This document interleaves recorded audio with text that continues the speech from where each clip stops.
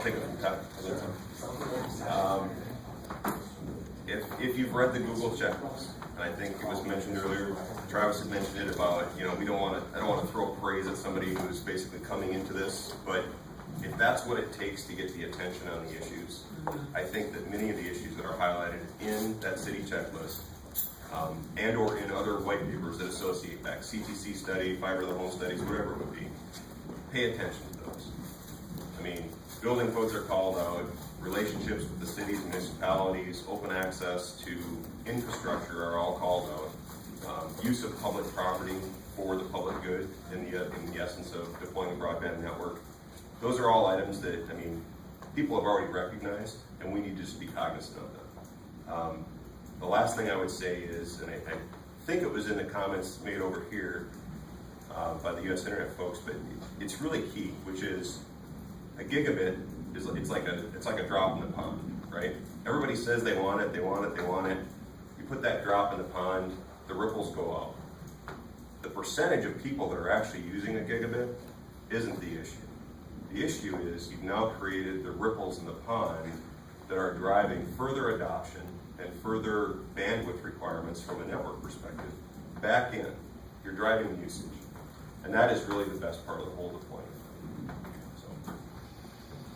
Travis, can you do it quickly? Yeah, I will try. So, hey, thanks for letting us come down. This is interesting. I would just glean from this that if it's, as far as what I know, if you don't have a backbone network to be competitive, then there's really no point to have the conversation. I mean, if it costs $30,000 to bring bandwidth out of your city, I'm out. Yeah. If I had a way to hook up in some of these little cities, because the access is I don't want to trivialize the access side of it, but that is such a big element to this. It is the element as far as I'm concerned. We build from April 15th to November 15th when the ground isn't frozen here. I've always tried to find something to do, the rest of the year, and we've always looked for an aerial, a small town to do aerial, deployment. Same exact technology, aerial. I can't afford to. I can build a network, but I'm not going to hook it up to anything because I can't afford to bring it home because there's not enough, and I can't charge $200 per subscriber because they don't want to pay that.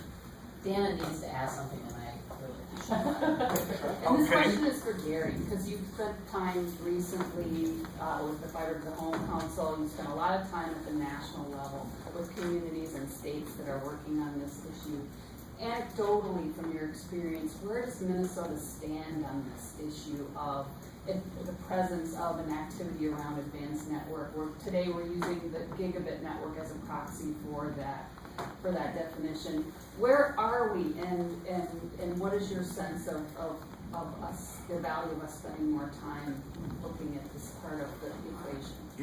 It's a great question that's pretty tough to answer, but I would say that based on the discussions that I hear, we're probably in the middle of the pack.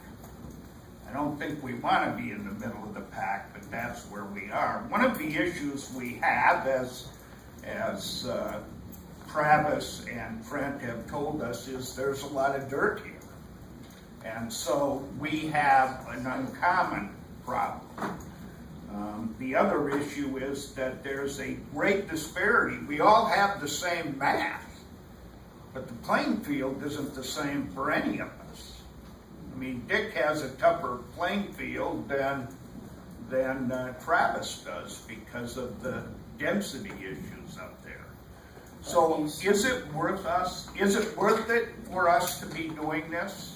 I would argue that if we don't do this, Minnesota won't be in the middle of the pack. It will be at the back of the pack. And from an economic development standpoint, I think that's criminal.